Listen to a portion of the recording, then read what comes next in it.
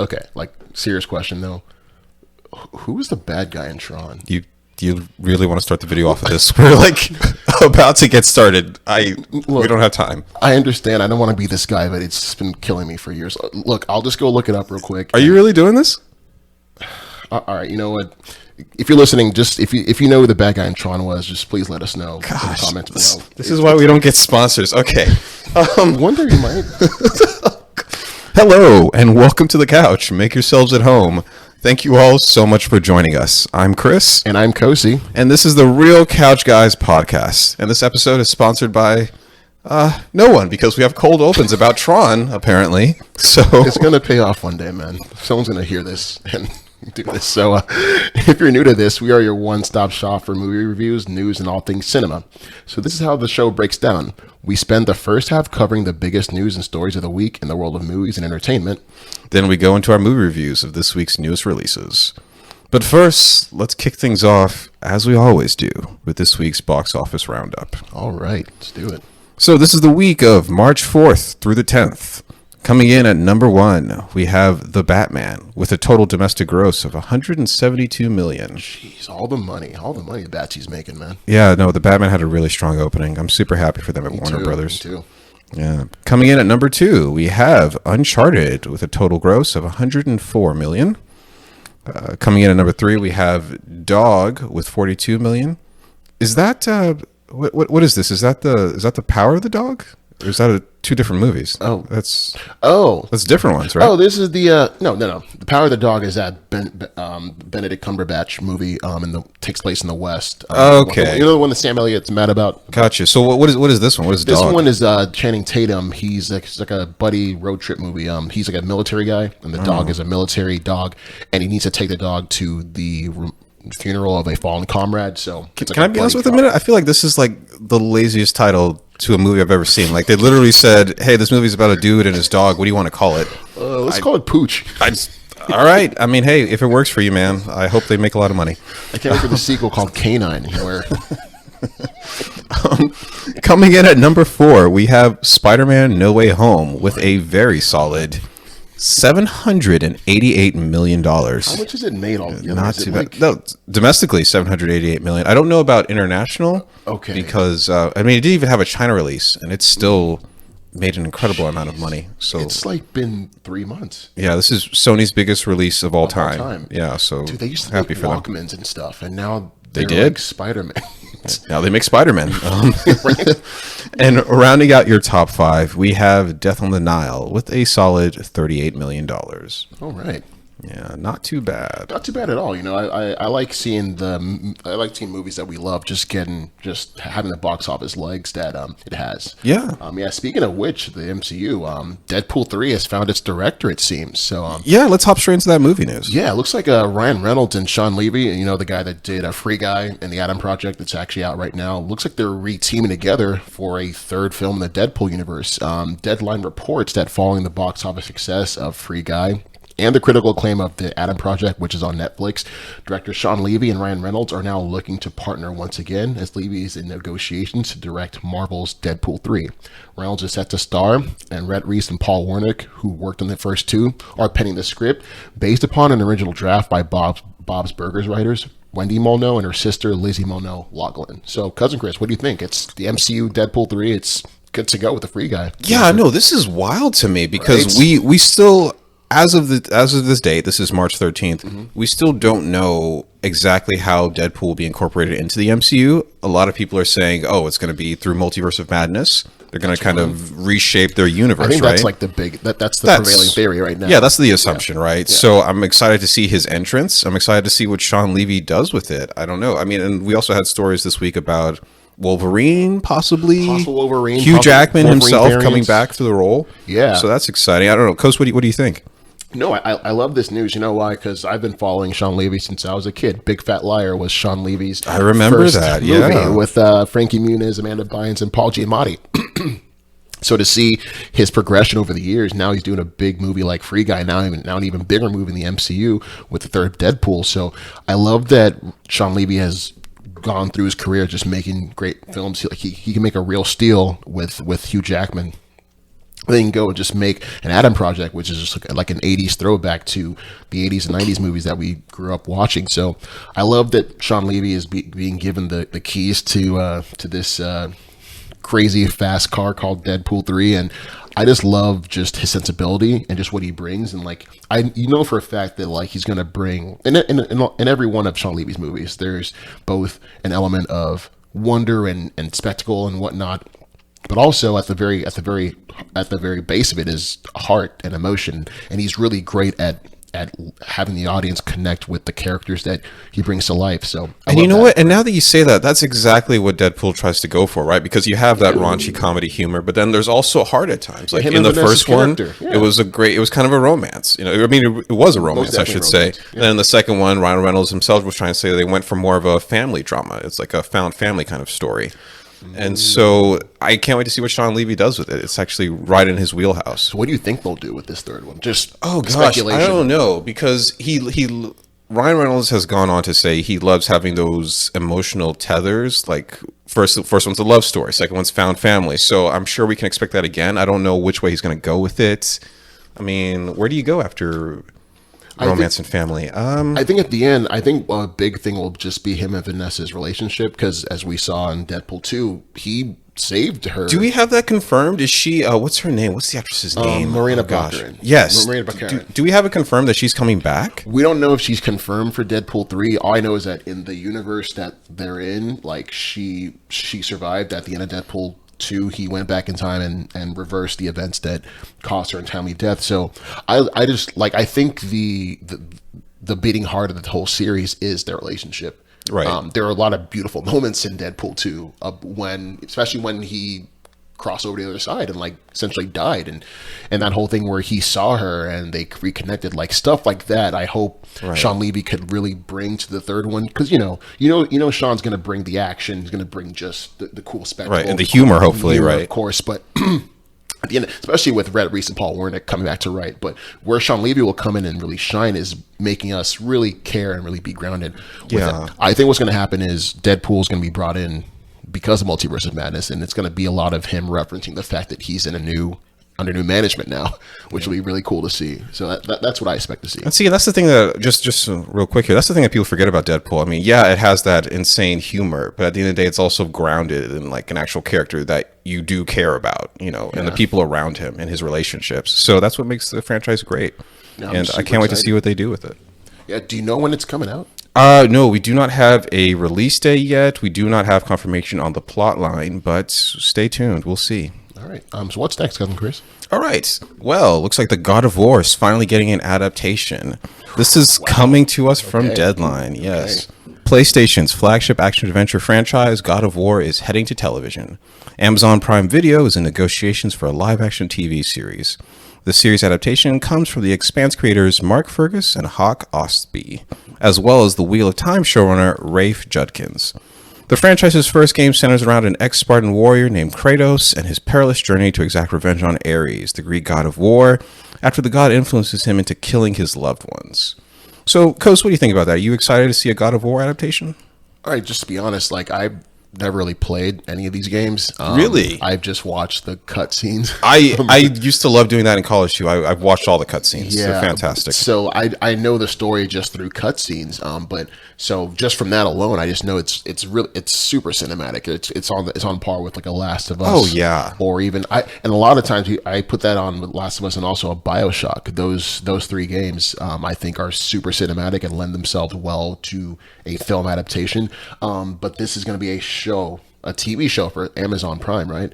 Yeah, that's awesome, because Amazon has been killing it now with the Reacher, and now they're putting out promos for the new Lord of the Rings. So I'm really excited for how they're doing that. It's perfect that you say that, because Amazon, this is part of the story. Amazon has been leaning into adapting video game titles. I mean, we have a Fallout adaptation coming to TV soon, as well as a Mass Effect. That one is getting adapted as well by Prime Video. So I'm really excited to see what they do with that. So like Prime right now has Reacher, has The Boys season 3 that's coming out this summer. Look, Prime is going all in for the streaming wars, man. They're not playing games. Well, they're adapting games. They're not playing them. Yeah, the exact opposite. And I think it's working out for them, because they're giving their audience such a wealth of different stuff to enjoy. Yeah. And they're putting a lot of money, but it's Amazon. Jeff Bezos probably, cut him like a check for like however many $1 billion to get this stuff going, but it's going to return in dividends. So Yeah, no, I mean, there's been so much talk about adapting God of War for so many years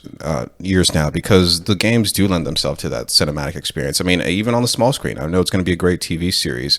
I mean, if you see the last one, the most recent one that came out, we're past the Greek gods at this point. He's dealing with Norse mythology. And he's dealing with his son. He remarried. He had a son. There's a big reveal at the end of the newest game about who his son actually is. Anyone hasn't finished playing it, Yeah. won't reveal it, but it's a pretty cool reveal. It's a pretty cool reveal, and there's so much to tell in that story. That it's a very rich mythology. So, how would you adapt something like that, though? That's a great question, because there's a lot. I think what are we, 6 games in, 7 games? I don't know. I don't know. I have to double check that, but there's a lot of lore there.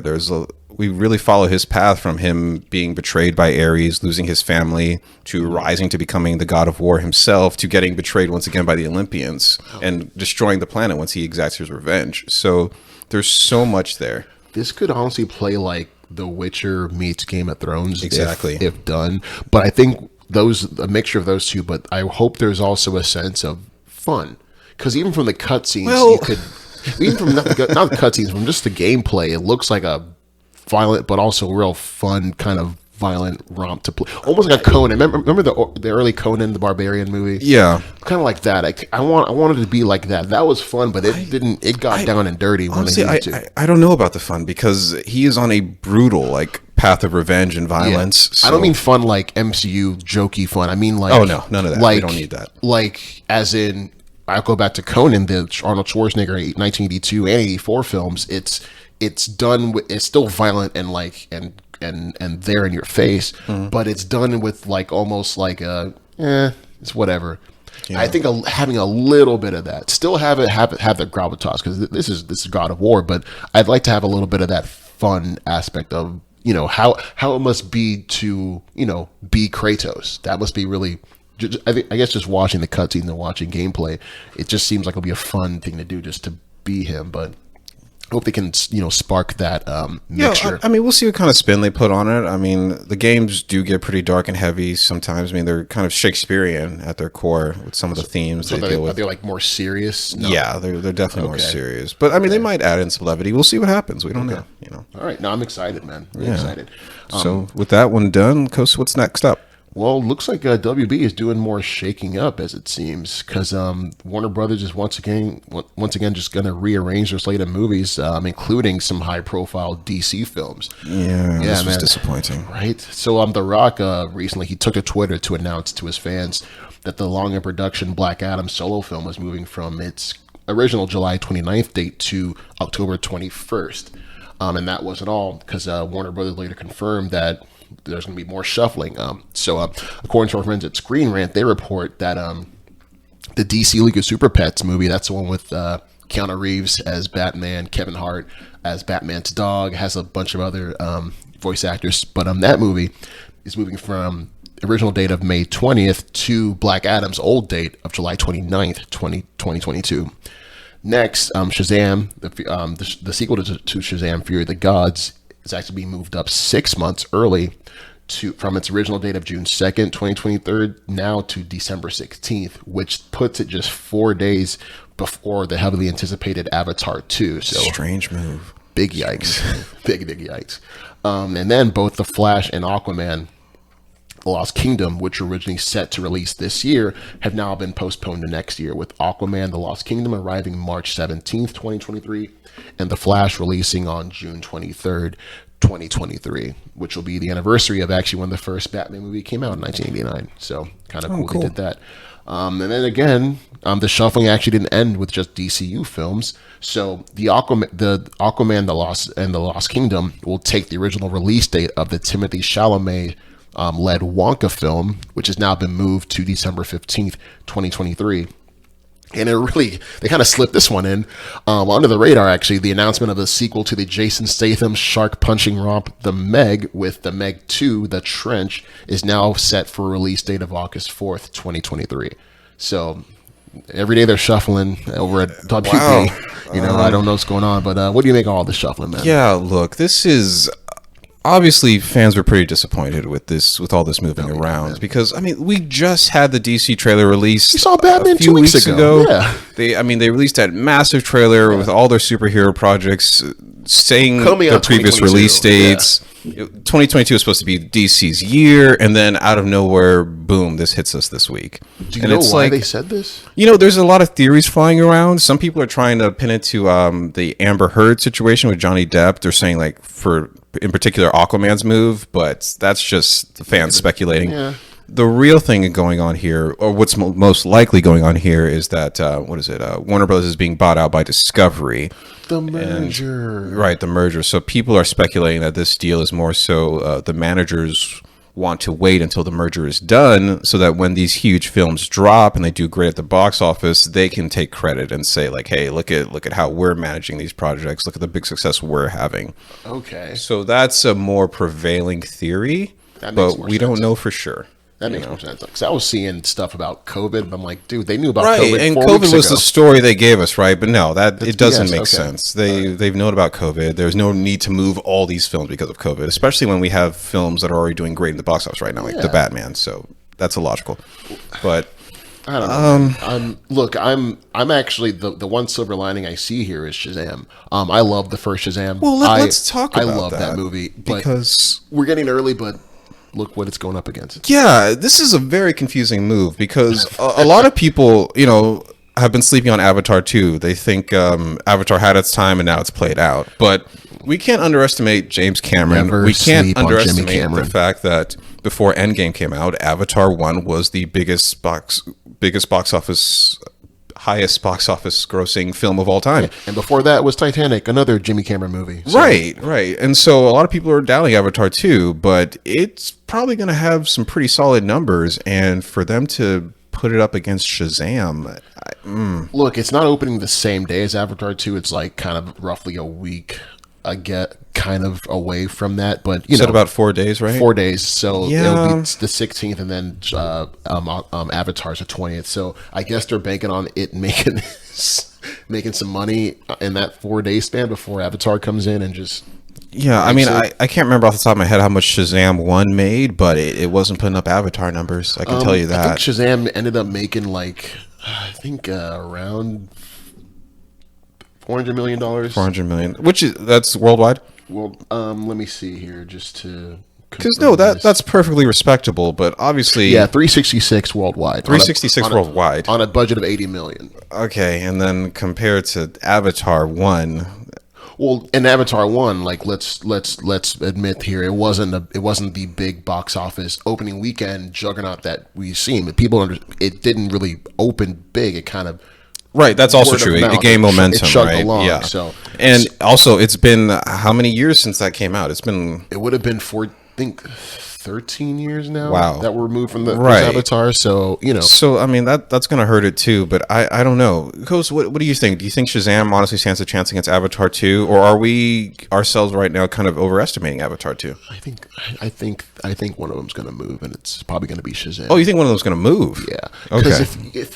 Because Shazam, the reason why it even got bumped up is obviously because they even said it. Shazam has been in the can and done for almost like 7-8 months now. It was ready. It's just that they didn't feel that it could have released last year, but they just didn't feel as though it was in a time where it can make money because that was still when COVID and stuff in theaters. So they were like, all right, we'll put Shazam all the way in 2023 because we believe it can make us money and all this stuff will be all behind us. Now with the way shifting is, it's having to be put early, which I don't blame them. If it's ready to go, let's do it. But I like that I can see it early. I like I'll be able to see Shazam 6 months earlier. That's great. That first Shazam is still my favorite DCEU movie that they've ever done, like just hands down. So I love Zach Levi. He did such a great job playing a grown up Billy Batson, and everyone's coming back. So I love it, and the new cast that they're bringing in, we have Helen Mirren playing. We have Rachel Ziegler from West Side Story coming in, so they have a really great cast around it out. And David Sandberg, the director, is just a great up and coming, blossoming director. So he actually made he made a funny Twitter post. I don't have it in front of me, but it's something along the lines of when he got the news, he put it at Avatar 2, like saying, "Oh, I hope Avatar 2 is shaking in their boots right now to go up against Shazam 2: Fury of the Gods." So it's cool to see Sandberg have fun with that. But yeah, his movie's gonna get slaughtered. I hope for the movie's sake, it moves to a viable date. Gotcha. But let's talk about the Flash for a minute, because I mean, if you guys have been following all the drama behind the Flash, delays are the norm for the Flash. It was supposed to come out in February of 2018. That was the original date. And that was when it's supposed to come out. Yeah. So, I mean, directors have been coming and going. Scripts have been coming and going. Ezra Miller wrote a script treatment at one point that he was trying to get Warner Bros. to look at. And then he choked some girl and things got weird. There was that too. And so there's been all kinds of delays and issues with The Flash. So this is just par for the course with them. Another delay. No surprise there. And I feel like it kind of goes to the bigger issue with DC, because when fans see this, they're like, oh, okay, so they still don't have their act together. Because the state of the DCEU, they've been making improvements in the last few years, right?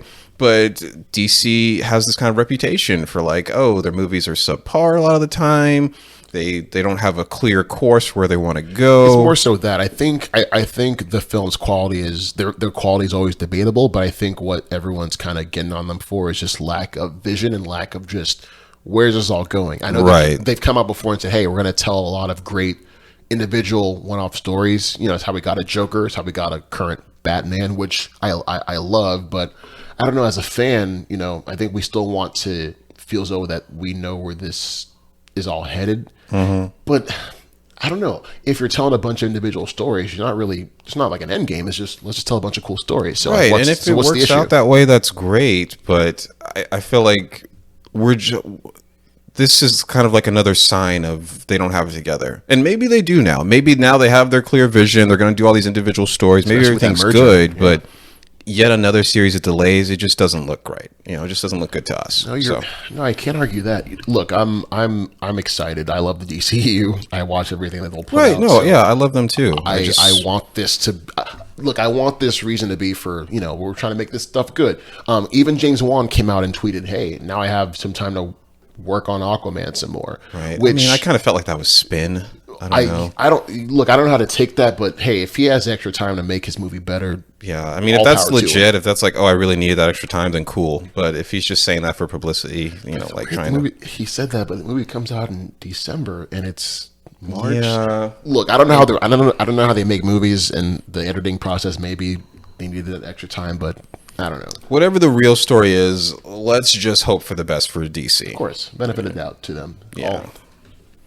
All right. So, looking at this, what we got next, Cousin Chris? Yeah. So we have an I Am Legend sequel on the way, and this is coming to us from Deadline. Okay. I Am Legend, the 2007 post-apocalyptic vampire survival film starring Will Smith, is finally getting a sequel. For its next chapter, the studio is bringing back not only the original star Will Smith, but also Black Panther actor Michael B. Jordan, in what will be the duo's first big movie together as stars and producers. Oscar winner Akiva Goldsman, who wrote the original, is also returning to pen the follow-up and produce as well. So, Coast, what do you think? Are you excited to see a sequel to I Am Legend? How many years later? Look, Cousin Chris, didn't Will Smith die in the end of I Am Legend? Well, there's, what is it? There's the deleted scene where he lives, right? I guess that's what they're going to have to base it on, I suppose. Interesting. They're going to base a whole sequel off of a scene that maybe people saw or didn't see. Right. So that's going to be kind of confusing, but I'm sure they'll...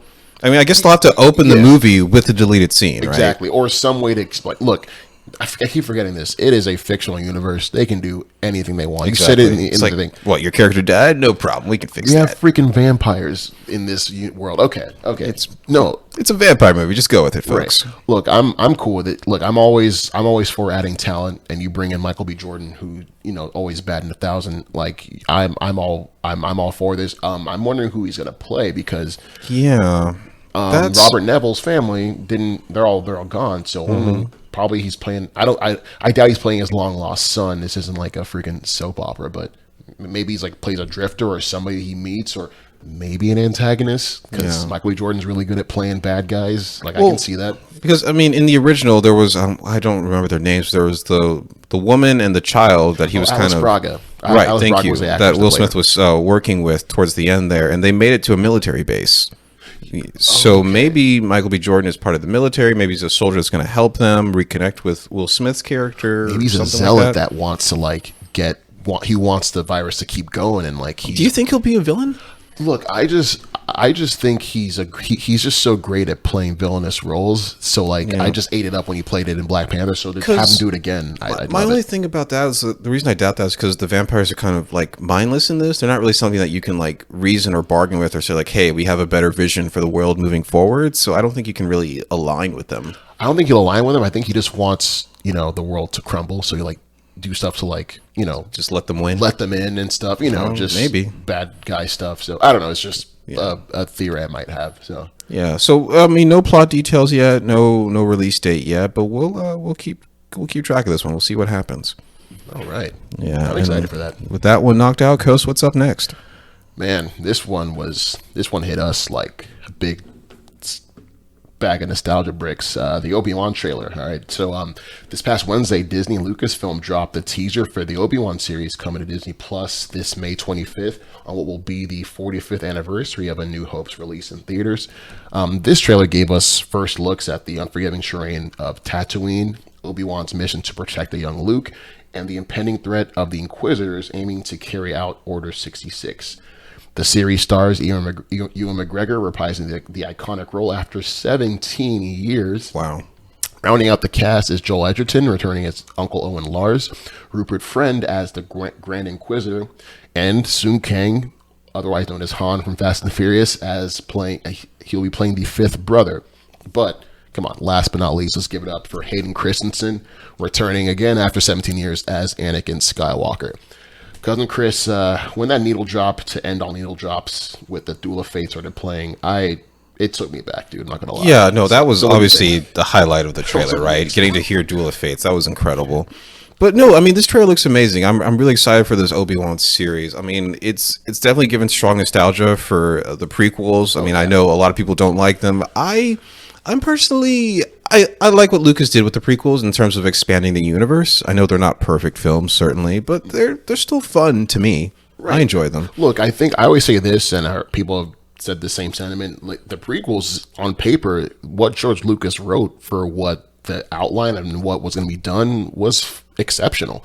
And I'll argue that to the end of time. The story for the prequels, all three movies, was really good. Concept is there. It's just execution. Is, again, leaves something to be desired. Debatable, even. Yeah. So, but so it's great to see that this series is like embracing not only the original trilogy but also a forgotten one a lot of times, which is the prequel trilogy.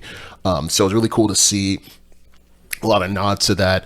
It was really cool to see because we heard about just how in A New Hope how Obi-Wan had to spend all that time, 10 years, just washing over Luke in Tatooine. And we actually see him washing over a young Luke. Young Luke, that was so cool. Just seeing him on top of their little hovel there playing with his 3D game. That was awesome. Yeah, and just almost like how Anakin did when he was his age, just like pretending to just be a racer. And I just love that they're able to bring in the nostalgia.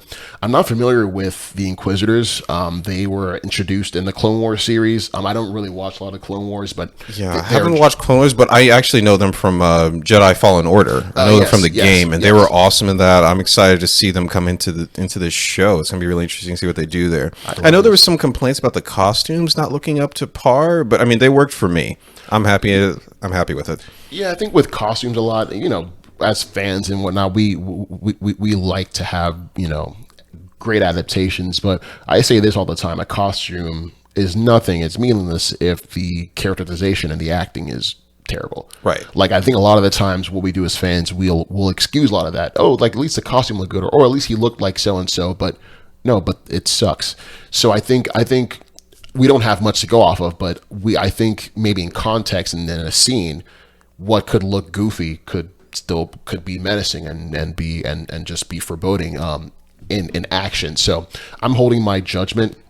But again, I don't really have that much of like attachment to the Inquisitors because I'm finding out about them like as new fans are right now.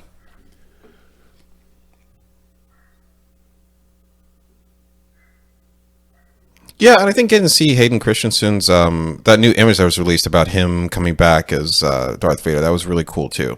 Finally got our first look at that. His suit is kind of glowing with the switches on. That's great. I'm glad he's back because he got a lot of hate just over the years, just for He being got Anakin. a lot of hate, but here's the big question about this version of Vader we're getting. I mean, Hayden released a statement like this week saying like, "Oh, we're going to see a really powerful Vader moving forward in this show." How are they going to play it? Because we've never actually seen him be Darth Vader. Obviously, he doesn't do the voice. So are we going to have scenes with him in costume with the helmet off and talking? I don't know. I think we'll get a mixture of they haven't said this. I don't know if James Earl Jones is coming back because they haven't confirmed it, but I think it'll be a mixture of Vader in suit, also the inside the helmet display, kind of like how in Iron Man they had the inside display to have just so we see Hayden's face. And I think also we might even have like Force visions. Remember in the new trilogy how Rey and Kylo Ren were able to talk to one another using the Force and whatnot. I think they might. Oh, that's interesting. Yeah, that could be a good angle. Yeah, because you just don't bring Hayden Christensen back to just be in a suit and be covered up. You're gonna see him. You're gonna see him act. You're gonna see him emote. You're gonna see all that stuff because. Even Ewan McGregor also said that they will get a rematch. We love that rematch. We love the match on Mustafar where they fought and like you can say what you want, but that fight in Revenge of the Sith, come on. I think between that and the Maul, Obi-Wan, and Qui-Gon fight in the Phantom Menace are some of the greatest fights in all of Star Wars. Like those two, and they were 2 movies apart. But yeah, I think even Ewan said that we're gonna see that rematch that happened and. I think Hayden's a lot angrier now. It's been, I believe in the timeline, it's been about 5 years since their fight on Mustafar. He's Anakin is full Darth Vader now. Obi-Wan is on the run. Order 66, they are going hunting down Jedi across the galaxy. It is the height of it. So the Inquisitors are at the height of their powers.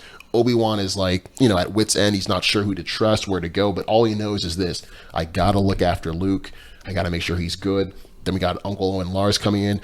What a fantastic get to have Joel Edgerton just be. He looked great on the roster. I didn't know even Lucas obviously didn't know how great of an actor Edgerton would be when he cast him as just a one-off. Like, oh, here you go, like pass off. But I love seeing Lars come back as this. So this looks great. I love just how it's expanding the world, and we're seeing a time period we haven't really seen a lot in. It's the 10 years leading into A New Hope. We saw a little bit of that with New Hope because that was like the year that not with New Hope with Rogue One. That was more so like a lead into New Hope, but this is more so before Rogue One, like 10 years beforehand. So I'm really excited for this series. And I'm a huge Star Wars fan, huge fan of just this lore, and just glad that Obi-Wan's getting his own show finally. Yeah, and what is it? First episode date, May 25th. May 25th. This year. So we'll be able to check that out and have a review ready pretty soon. Yes, sir. All right. And Kos, that's all our movie news for the week, and you know what time it is.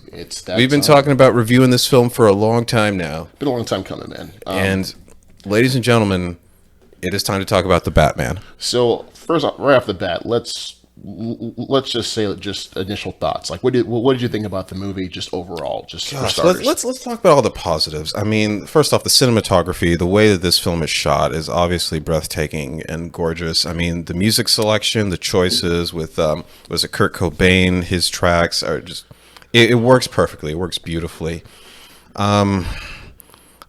I do have some issues with the film that we're going to get to in a minute, but Kos, tell me right off the bat, what were the things that you love most that stood out to you? Oh yeah, I said it before, like to you earlier. This is just a great amount. It's a mixture of Seven meets a Kurt Cobain album meets Long Halloween, but come to life. I think Matt Reeves, what he was able to do with this version of Batman, because every director, every filmmaker, when they're given such an IP like Batman, it's up to you to put your own spin and put your own identity on it. And I think what Matt Reeves did was this version of Bruce Wayne he's year two. He's not Batman yet. He's Batman year two, and he's more into just being that detective. So this was a a very straightforward detective whodunit mystery, and I love that. I love that aspect of just bringing that angle in to Batman and have him square off with the Riddler. I love, and so I love that dynamic. Loved Robert Pattinson, and a lot of people were not so keen on him when he was first announced, but he's more than just Twilight. This guy is over 10 years has been in a lot of just great movies and delivering fantastic performances. So many great performances in this from movie. The Lighthouse to Good Time to Lost City Z to High Life. This guy he makes sure to pick, like, he's very particular with the roles he picks. So when I found out he was picking that he signed on to be Batman, I knew it'll be bringing in something that we haven't seen before. Yeah. And he did show some things that I'd never seen before in the Bruce Wayne character, but also in the Batman character. So loved him. Loved Catman. I love Catwoman, played by Zoe Kravitz. Her whole arc. She is the heartbeat of the movie. I love just what she had to bring and what she went through, and just where the movie took her and where the movie left her. Loved Alfred. I'm a huge fan of Andy Serkis. I'm sorry, what were you saying? No, I'm saying, and that's the thing, right? There were so many great performances in this movie, from Andy Serkis, Zoe Kravitz, Colin Firth, who was unrecognizable as Penguin, but did an incredible job, and you can see why he's getting his own spinoff, after watching this movie. Yeah. So from what I can sense, though, because of course I kind of like this movie a little bit more than you did. Is that safe to say? Right. Yeah. So what were your issues with the movie? All right. Let's get into the issues. Look, we've covered cinematography, we've covered sound, we've covered the great performances. So what were the issues here? Well, it all stems from the characterization of the Batman himself. Robert Pattinson did a great job, but they made some creative decisions with this version of him that were odd to me. We have a very and you can go into spoilers now and just say what it was. Okay, yeah, we have a very antisocial, kind of emo, kind of angsty Batman here, and logically you can say it makes sense, right? He's been through some very serious trauma in his life. His parents were killed right in front of him, so it's understandable. But he takes out that anger and that frustration on the people that are closest to him, which is kind of weird. So, for example, in this version, Alfred is the one who trained him. He didn't go off to train with Ra's al Ghul or anything, or the League of Shadows. And yet, which, I'm sorry, was a creation by Nolan.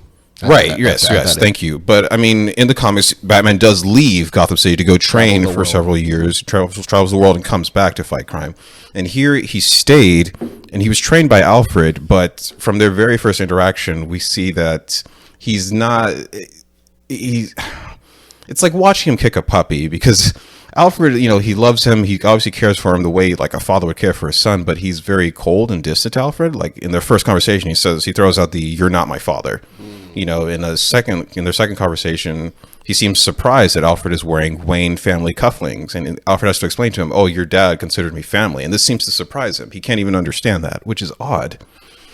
So Batman and Alfred have always had a very close relationship, and it seems weird that this time, when he's literally been trained by Alfred, which means he stayed in Gotham, has been living with him his whole life, he is colder to him than in any other iteration we've ever had.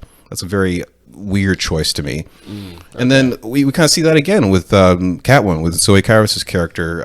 She comes to him later on in the film seeking help to get justice for her friend after her friend's been murdered, and he tells her, "Oh, well, your friend suffered the result of her lifestyle. It's her fault."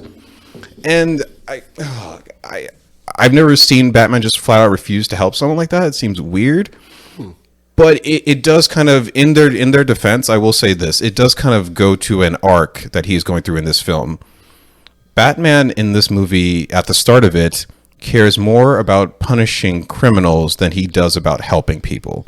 And even more than his own safety. He's obsessed with the vengeance. Yes, exactly. That's the whole point of the whole "I am vengeance" thing, right? Obsession. And so by the end of the film, he does change. We see him he's holding the light. He's guiding people out of the darkness in the stadium. He is lifting people into air evacuations. So that is a full arc there. But I don't know. Did it strike you as weird when you saw that? Batman kind of being an asshole to Alfred, or being kind of cold and distant to people that are asking for his help? Oh yeah, it's undeniable. He was definitely mean to him, and I don't think that was I think Matt Reeves, it wasn't like a lack of not understanding. I think Matt Reeves that's what they're going for. It was purposeful. It was purposeful. I think you're not supposed to like Bruce Wayne. And I think the reason why is that I think, for the most part, I think we're used to seeing fully realized Batman. I think it's the same problem that people had with Man of Steel. This is not a fully realized Batman yet. At this stage in his life, he hasn't developed that skill of the duality of, oh, I'm Batman here, but I got to be Bruce Wayne out here and right. have that face. His only face is Batman. He hasn't developed that Bruce Wayne face. So I think what we saw was his interactions speak to that. Right. His interactions with people are, even when he's Bruce Wayne, all suited up, he's still Batman. So I think, yeah, I did feel like he was really, really harsh to Alfred. And I think again, this spoke to how great of a character Alfred was, and just again how there for him he was. When Bruce, yiped at him saying, hey, you're not my father, and Alfred, without even a drop, was like, I'm aware. Clearly, Bruce has said horrible things to Alfred before, but Alfred knows that Alfred is the only. Alfred, not only does Alfred know, but Bruce also knows that this man he's talking to is the only link he has to just not only sanity, but to the world, to just everything. And, I think Bruce understands that he's being a dick, but can he change? And not really. That's the other thing. I don't know if he's self-aware enough to know that he's being a dick. But even though it's like he's not self-aware, but I think he has sadly more pressing matters to worry about than, oh, did I gripe at Alfred today? Yeah, which it's kind of sad. But we'll get to that in a second too, because one of the highlights of the film, oddly enough, was Batman's relationship with Jim Gordon in this, played by Jeffrey Wright. Jeffrey Wright did a fantastic job. Always a great job. Always a great job. And so when we see them interacting, they kind of had this buddy cop kind of energy to them. And it's so refreshing and great because it's actually kind of the first time we're seeing this version of Batman be friendly with someone and kind of chummy with someone. So that was nice, but it's like, really? You can have this relationship with someone you've known for about 2 years with Jim Gordon, but you can't have that with Alfred, who you've known your whole life. It's kind of weird. Because Jim Gordon is helping him feed his obsession with vengeance. As opposed to the man who trained him? He's directly helping him. Jim Gordon is on the... Jim Gordon gives him access Jim Gordon gives him access to police files. He comes on crime scenes. Jim Gordon's taking around. Jim Gordon is giving him his fix. Really, the Bruce Wayne in this is a junkie for vengeance and for adrenaline. And he's a junkie to fill that void, that vengeance size void. So when he comes around, and by the end, he's like, hopefully he's kicked that. But I think it goes to show what obsession does to people. It doesn't make him bad people. Debatable, yeah, but it's obsession. To me, that's what I got. Gotcha. No, that's a great point. I think that's actually a really great point, and it kind of leads into my other big problem with the film, and that is the competence of Bruce Wayne as Batman. And so, look, let me start off by stating this: this is the least competent Batman we have ever seen put to film. And you're probably sitting there wondering, like, how can you say that? He's so brilliant; he can solve riddles at the drop of a hat. Well, solving riddles, as soon as you hear them, that's a great party trick. But throughout this film, he is utterly incapable of stopping Riddler from killing his victims before it happens. I mean, what was it in order? I can't remember. Who was the first person to get killed? The mayor. The mayor. Okay, he wasn't on the case yet. Who was after the mayor? Then after the mayor was the chief of police. Chief of police. Look, it's just the rat head. He put the rats on his head. Right. We see 3 or 4 people in order. Batman is always too late to stop them from happening. And then the only one that doesn't go according to plan was his own intended murder. Riddler wanted to kill Bruce Wayne, but of course he was Batman. He wasn't home. But even in that one that didn't go as the Riddler planned, Alfred was injured. Bruce Wayne's own home was heavily damaged. He's utterly incapable of stopping it. And then, of course, we get to our climax, right, where kudos to him. He's able to stop the gunman. But at the same time, he's not capable of stopping the city from getting flooded, even though there was a heavily detailed map right under his feet, which is a great way for the Riddler to mock him. Like, oh, world's greatest detective, but also, can't figure it out. I have to also say, when they did discover the map, it's when the stuff blew up. So essentially, it's like Yeah, he found it, but it was too late. Way And too late. And that's what he did I throughout don't- the film. He but was I don't- always too late. But I don't think that was I don't think that spoke to his incompetence. It more so spoke to he just wasn't. He just didn't see that final. I mean, I think you might be. Look, I think you have an idea of how Batman should be and how he operates and whatnot, which is valid. But again, he's year 2. but what do you want from We've him? never seen one fail like this. Like, But we've seen 2 him- years in. Like, even from the older films, very first year he's up at bat. He's stopping crime. He's being competent at the job. We've never seen a year 2 Batman Isn't he just stopping be crime in this movie? Does he? He saved that guy on the opener. He beat up those people that were gonna hurt that guy. But see, and we talked about that at that point in the film. It's more so about beating up criminals than it is about helping people. But that's the idea. Well, the idea should be helping people, But ideally. he's not there yet. Yeah, but that's what I'm saying. Like, he's You the have to least let- competent you we've have to had. let him be incompetent then. Well, that's fine. If he wants to be incompetent, he can be incompetent. But I'm saying he is the least incompetent. Like, if that was the goal, well, then you succeeded. You know. But look at his previous iterations. We've never had one that was this unsuccessful at the job. I think you're being kind of unfair. You're kind of putting him up against what came before him instead of judging him for what you saw in the No. film. I'm saying that's what it fine. That's what Look, it comes off as. They embraced year 2 in this. They said this Batman is not fully realized. He is not ready, and that's fine. If you guys want to go for that, he's not punching guys out with one punch. He's not the most supreme fighter in the city. That's okay. I'm just saying, compared to what we've seen before, he is by definition the least competent. Okay, because so- they set him up that way. They did. So no, I get what you're saying. He can still be year 2, but we can still criticize what he's doing and whatnot, Right. while also acknowledging, oh yeah, you're still not there yet, but we can still say Yeah. you did this wrong, this didn't go. Okay, Like, I fully acknowledge, like, yo, he's just starting out in this version. He's year 2, and that's okay. I'm just saying, year 1, I mean, first few months at bat, your previous iterations, they were already much more competent at this job. So it's a choice they made. It kind of seemed odd to me that he was failing at this level, like unable to stop the Riddler's serial killing, unable to stop the mass flooding of the city, which, by the way, would kill hundreds, if not thousands, of people. I mean, is that Batman's fault? All those deaths are I his mean, fault, would you say? he picked the job. He set out to do this, and he couldn't do it. I don't know. So That's it's an interesting take. I don't really agree, but I see what you mean by it. I think you're just. I think maybe you're putting a little. No, and you may not be like alone in this, but I just think that for what I saw, he did the best he could do, in my estimation. To me, that's fine. I mean, hey, no one's making him fight crime. It's like, hey, if you want to do this, that's great, but I'm just letting you know that you didn't really get much done. Yeah, and I think he understood that, and honestly, move it, and that's what Batman does. Batman is able to look at what he's done, and moving forward, he's able to like course correct and do that. And see, but that's the other problem, right? Because most people who are walking out of this film, they're not going to look at that and be like, oh, damn, Batman really lost that time. Like, no, we have the Riddler screaming in his jail cell like he had a horrible loss. We had the Batman looking victorious on the top of that, what is it, the entertainment center as he's helping people. Yeah. So if we interviewed someone walking out of that film right now, they'd be like, oh, yeah, what are you talking about? Batman won. I think people will say that Because if it didn't. I see what I can acknowledge that, but for my entertainment and how I saw it, I just didn't see it that way.